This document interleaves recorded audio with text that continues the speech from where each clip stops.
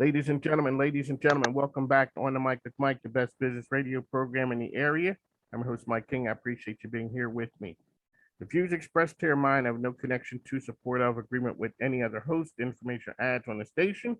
I don't work for the station. My program just airs here on a daily basis, and I'm grateful of that to be able to bring these game-changing folks to you. On the Mic with Mike, we highlight partnerships, people, social enterprise is what we do, talking about how business can help society be better. You can follow me on social platforms at hashtag Mike King Biz, hashtag On the Mic with Mike. We're here at ESPN Richmond 106, 5 to 7 a.m., as well as The Choice 105.3. That's where we are 2 to 3 every day. That's what we do. We'd like to thank our show sponsors, Tom Childry, the credit card guy, Andy Taylor and Junk Luggers, Chef Michelle Wilson, Mama Michelle's Cafe, for helping us stay on the air. It is my honor to bring to you JT Thompson, the CEO of the Hip Hop Hall of Fame. Welcome to the program, sir. Hello, Mike. Thank you for having me. All right, it's a big day for us, and when I talk to people about what's happening out there, you see things that are moving and shaking. Give our listeners an understanding, an idea of the concept of the Hip Hop Hall of Fame, and where it's come from, where it's birthed, and why it's important. Well, first, I want to say thank you for having us on, and a shout out to everyone in the DMV.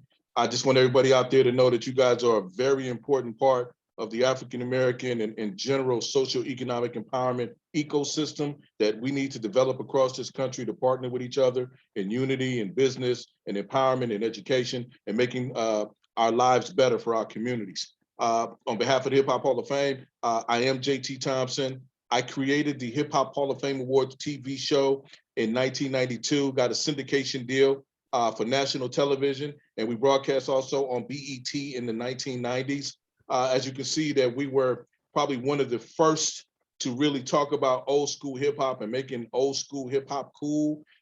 We inducted the founder, Kool Herc, Africa Bambaataa in the Zulu Nation, Run DMC and Jam Master Jay, rest in peace, who was also one of my original board members. We also inducted Grandmaster Flash at that time and a few others just to set precedents of what we were going to do as far as paying not only homage to hip hop, but utilizing hip hop to further our cause across all the economic and business spectrum. So from that standpoint, after our show aired, Tupac was killed. And so the next thing you know, due to this East Coast, West Coast press, media, money-making hype that was out there that we seemed to fall prey to sometime. And then we got a new deal after losing Coke and Sprite, rather, Kraft Macaroni and Cheese, the Kool-Aid Man, and all these great sponsors. We got a new deal to announce in 97, and you know what happened to Puff Daddy's friend, Notorious B.I.G. So we lost a lot of our investment, we lost a lot of sponsors, but I recognized at that time that it's not just about the award show. We need to set up the platform to have ourselves in place before the word platform was used, by the way. So we knew the Rock and Roll Hall of Fame did 25 shows before they opened up their museum in Cleveland. And of course, they got subsidies from the government and all those other types of issues.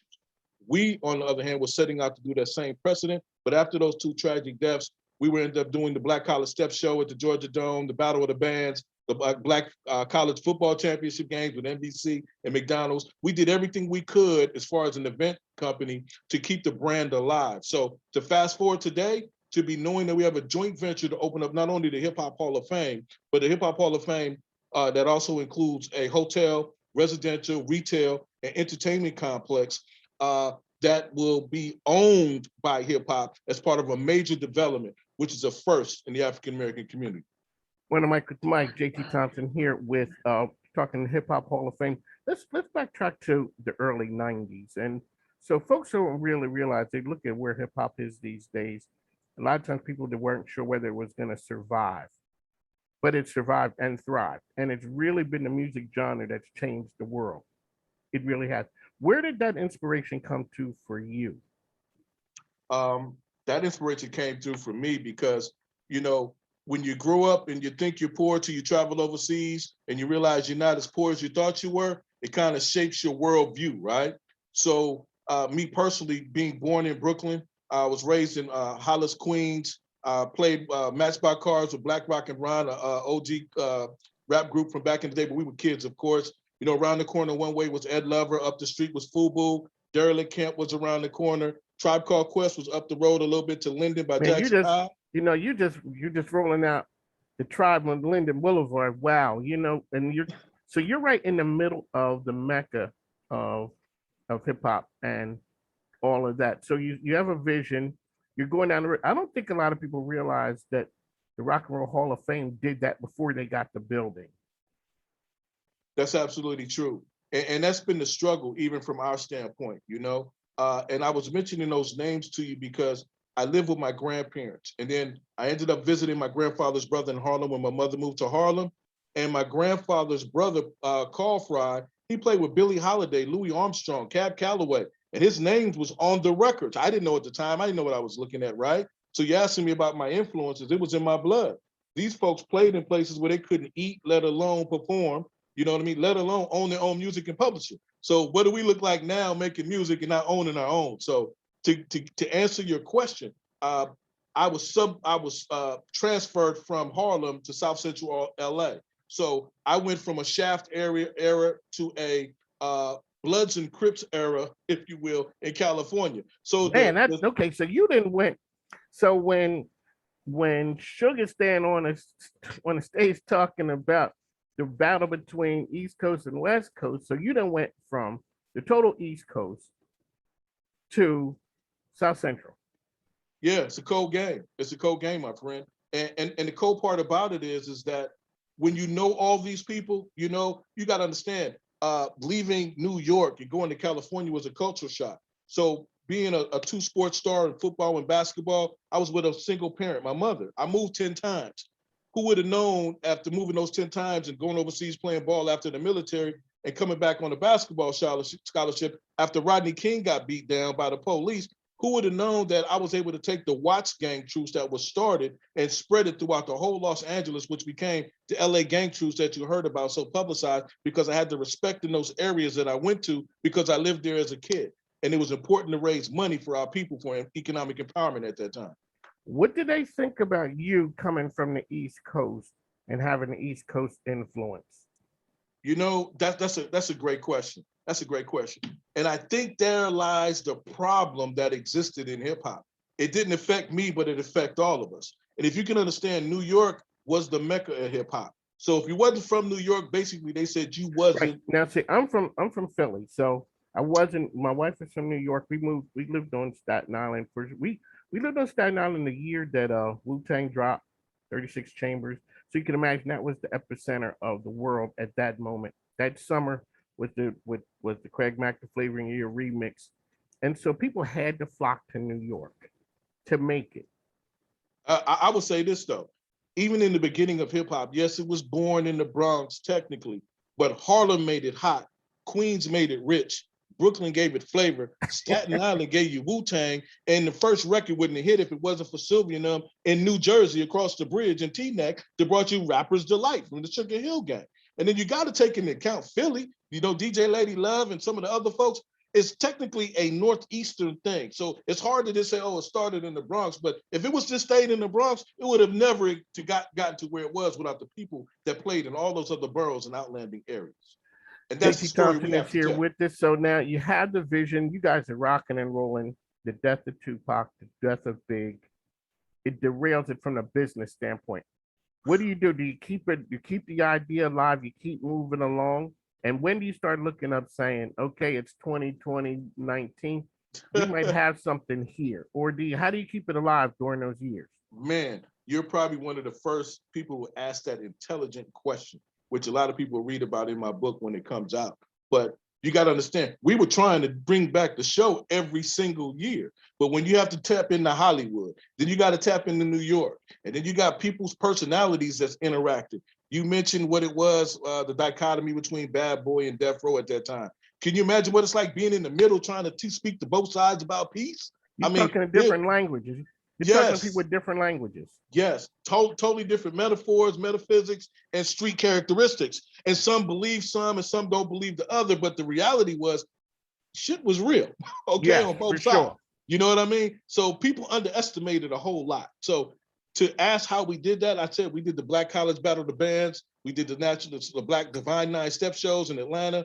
We did the Black College Football Classics. We did Legends and Icon shows. We did everything we could trying to position ourselves when hip hop would make that turn. Thank goodness for my boy Master P. You know, shout out to the whole Bay Area, E42 Short, Master P, all the other folks out there. I executive produced the Who Riders album. That's how I learned the independent game. We got $8 a CD for every $10 sold on our own label out the trunk. So when I came back to New York, I was probably a little bit more sharper than a lot of the folks that was already on the ground as far as New York goes, as far as independent hip hop. It's like independent film. We did films as well. So I say that to say, Jay-Z was slept on in 96. Master P had 20 album covers. He didn't have the records done yet, but he knew where he was going from a vision standpoint to keep those things coming. So when you look at us, we knew when we come back, we wasn't coming back with just a TV show. We was coming back with the museum, the award show, and we was going to come back with a brand that was going to be able to not only preserve, but also be a major content influencer in this genre, where we are today, by the way. And it took 2 years to negotiate the land deal. Just to let you know how, when you're talking about building something that's an $800 million building, right? And when you talk about something like that, and you're talking to different people in hip hop, they don't understand that language. They're like, man, JT, you taking too long. What's going on? I'm like, guys, do you know what it takes to go to do this and to own it? And then not have all of the support, because if we all put our money together, not just in hip hop, but in sports and business as a community, our economic viability as far as sustainability, creating our own economic centers, whether you're in the DMV, whether you're in New York, Atlanta, LA, Oakland, Las Vegas, Detroit, wherever you are, we can own and control our mini economic system the way they have a Chinatown, or the way they have a little Italy, or the way they have other certain communities, which is great. We just need to get to the point where we can deliver that type of education, training, and access to capital, whereas we can help our young people be those entrepreneurs, be those folks behind the scenes in tech, be those folks in high power positions like the Black women are moving today, and executives and opportunity with diversity, and all the money said that was going to African Americans. We need to follow up on that and pull that money together into what we're talking about now. One of Mike, ESPN Richmond, that's where we are, 106.1, best business radio program around. We got the visionary man behind the Hip Hop Hall of Fame. So exactly where is that going to be located in Harlem?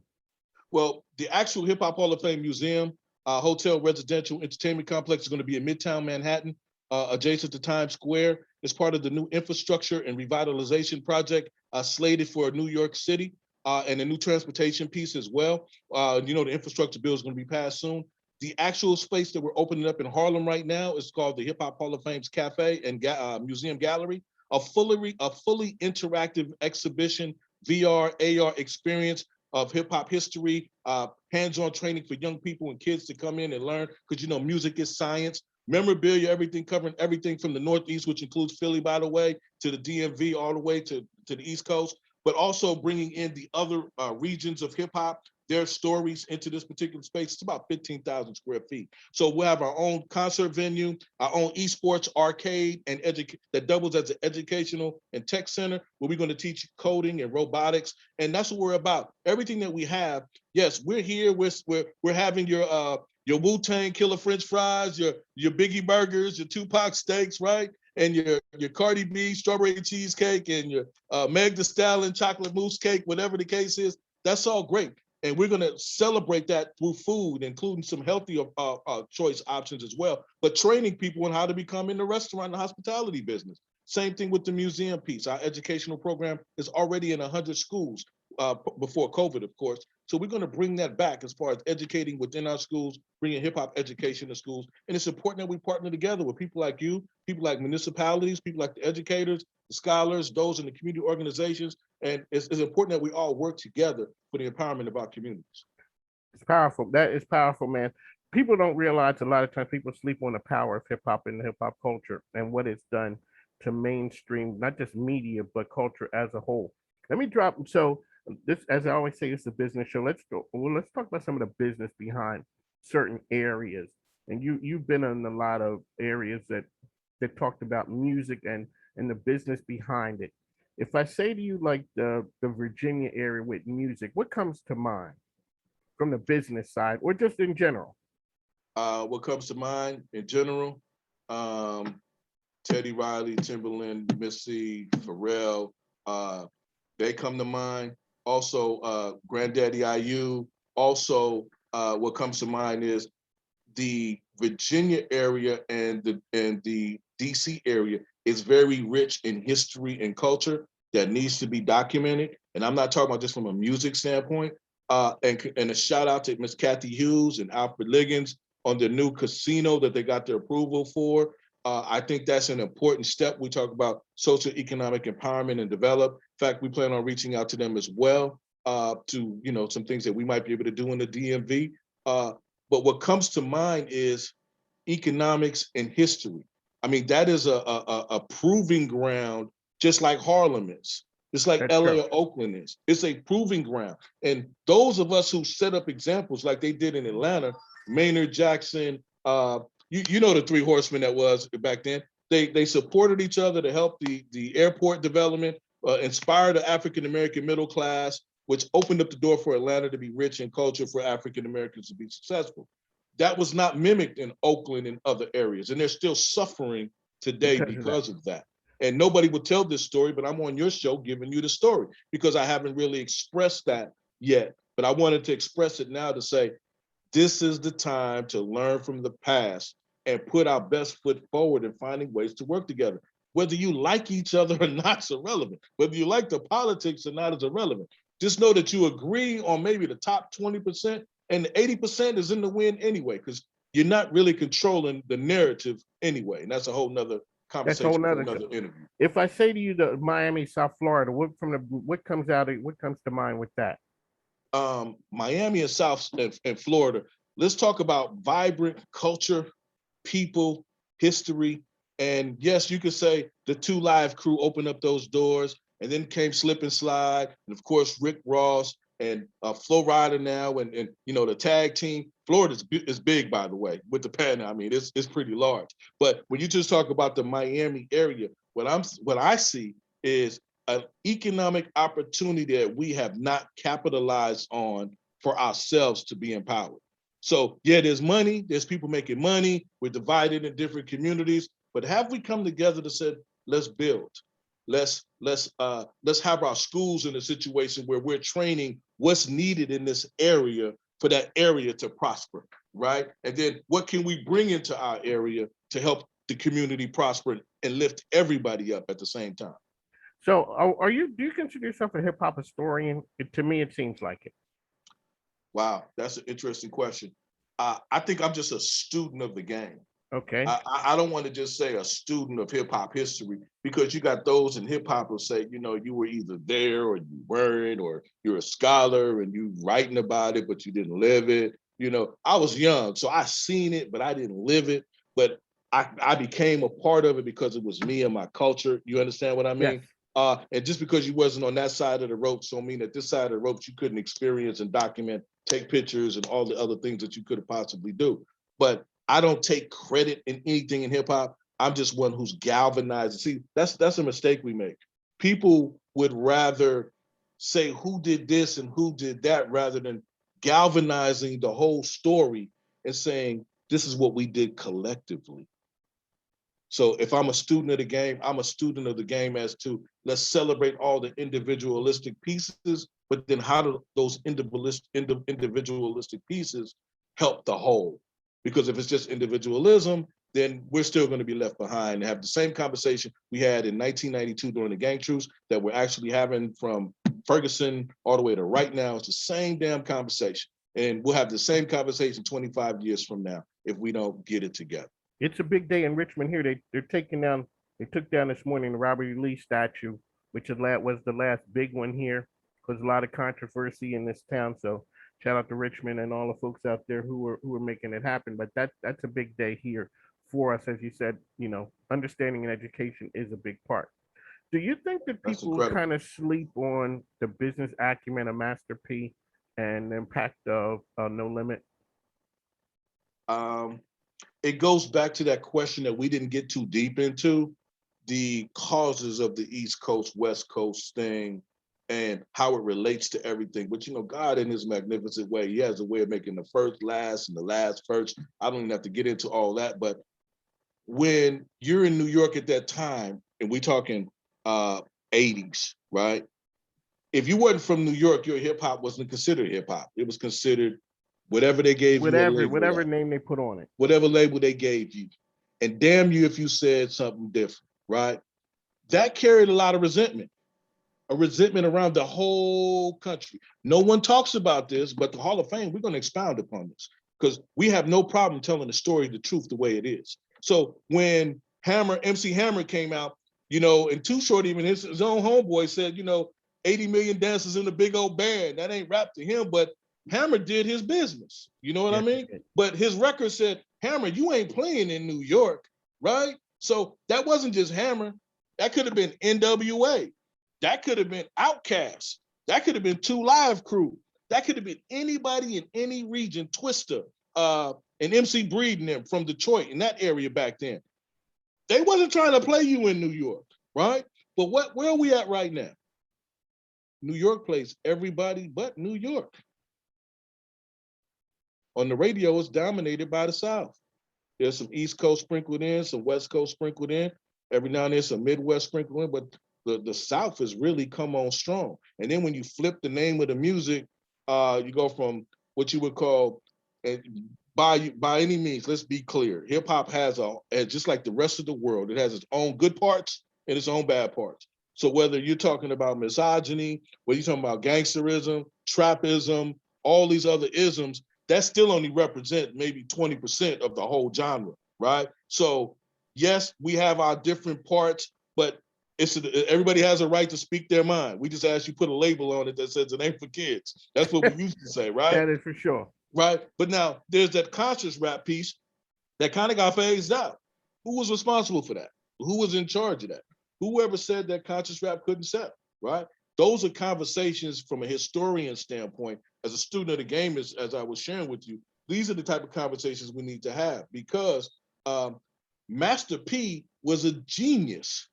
I seen Master P move. I seen Wyclef and the Fugees move. I'm talking about before money.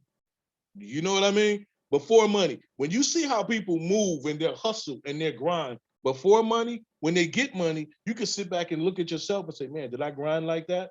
Did I hustle like that? Did I put in that type of work? Were you putting your stuff in markets all around the country on consignment? Were you sitting down and talking with those before you, whether it was a Jay Prince or whether it was Suge, whether it was Diddy, even before them, there was Russell, there was other people, you know what I mean, who was making the business, and then you always talk about the Black Godfather, of course, in music, in Los Angeles. I'm saying P was a genius, and it's not that he was slept on. I just don't think people understood the type of moves he was making and what No Limit was really about. You guys seen the music, and you guys seen the tank, and everybody got caught up in that. But behind that was entrepreneurship in every way.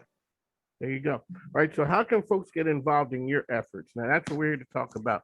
We want to blow this thing up. How do we get involved? What is it that you guys need or want? Well, that's a good thing. And in fairness, to let everybody know, we are the Hip Hop Hall of Fame. There will probably be other hip hop museums around the country, just like there are other baseball museums, other football museums, but it's only one baseball Hall of Fame. It's only one pro football Hall of Fame. We are the Hip Hop Hall of Fame. If you want to support the Hip Hop Hall of Fame, we're always open for people, whether that is, and it's not just donations, it's volunteerism, it's a community service, it's internships that'll be coming online. We'll actually be having a job fair soon because we're going to be probably hiring about 100 people for the location in Harlem. So the cafe, what's the opening date for that for you guys? The opening date for that is looking like something like April or May next year because it's going to take 2 to 3 months to finish the designs. Then you got to pull permits and 4 to 6 months construction. So I give it a take April, May, June-ish. Would love to do it sooner, but due to the pandemic and COVID, you can't rush the planning department to come out any quicker on plans and permits. So they can support us at hiphophof.org. You can make a donation. You can become a member of the Hip Hop Hall of Fame, get a free T-shirt. We have our own private IPO coming up in the next week and a half. You'll be hearing about it. It is for accredited investors and institutional investors, but we're trying to find a way to bring in the average person, non-accredited investor who wants to invest in the Hip Hop Hall of Fame's development project. And what we're talking about, the folks that can invest in this IPO, you're part owner of the actual Hip Hop Hall of Fame Museum and Hotel Residential Complex piece and other projects that will come up under that same offering that will be done with Renaissance Equity Ventures. It's an affiliate of the Hip Hop Hall of Fame. from a for-profit standpoint, as far as on the development and helping us Hip Hop Hall of Fame get to where it needs to be. So you can support us through donations, you can support us through memberships, you can join and you can volunteer when projects and things are coming about, you can apply for a job to work. And more importantly, you can, like I said, you can invest with us. And if you're a sponsor, you can always sponsor with us, or if you're an education or community organization, we're always looking to advance and help partnerships and people that we can help and build up their organizations utilizing hip hop education as well. There's some folks down here in the Richmond area that we're gonna do is connect you with, because I think what you guys are doing, Richmond plays a really big part in it, as far as from an educational standpoint, and people who are trying to do some things. As you said, the casino is coming. It's the commercials are out there now, making sure folks get the vote out and vote that over. That's a really big thing here. So it needs to be voted over, is what you're saying? Yeah. So Okay, now so Radio One's group was a group that was approved out of 3 groups that were doing it. And so it looks like they're going to have the support to make it happen. People here on the ground believe that is going to happen, and that's going to be a big thing for the community. So I've talked to Alfred Liggins before. They're doing really big things. Radio One is a really big partnership. That's what. So Radio One, I'm with Summit Media, and there's going to be a partnership with Radio One and Summit. They're going to share space. So I'm going to be right in the mix with the good folks over at Radio One. Well, let me give my endorsement now of Radio One, Kathy Hughes, Alfred Liggins, and the casino one that they're building. I just think that's a phenomenal piece, and the Hip Hop Hall of Fame endorses that, supports that, and anything that we can do to assist that, we would be more than happy to do so, and let the word be known to Kathy and Alfred. All you gotta do is let us know what you need from us. We're there. All right, appreciate it. Thanks for your time. How can people get in touch with you out there? Like I said, you can get us on our website at hiphophof.org. And you can also reach out to us by telephone at 347-709-2185. That's 347-709-2185. It's a Google Voice. That way we can get your email, your text, or your message, or direct conversation. And we'll be more than happy to find ways that we can work and build, and you can support us as well. My pleasure, man. Thanks for coming on. Thanks for taking the time. I know you're a busy guy. On the mic with Mike, JT with this. Thank you, sir. Take care. No doubt. And as you can see, it's coming, my friend. Just look behind me. You're part of the family now, man. You got to let us know and keep us engaged when we're up in the city. We're going to stop by and make it happen when you guys drop do the ribbon cutting. No doubt, my friend. We appreciate that. And, we got a broadcast center as well. So you might get a chance to tape a show up there, too. Man, that's what I'm talking about. That's when you made it. That's when you made it. All right, man. Take care of yourself. Thanks for your time. Peace and blessings. Thank you. God bless everybody. Take care. Take care.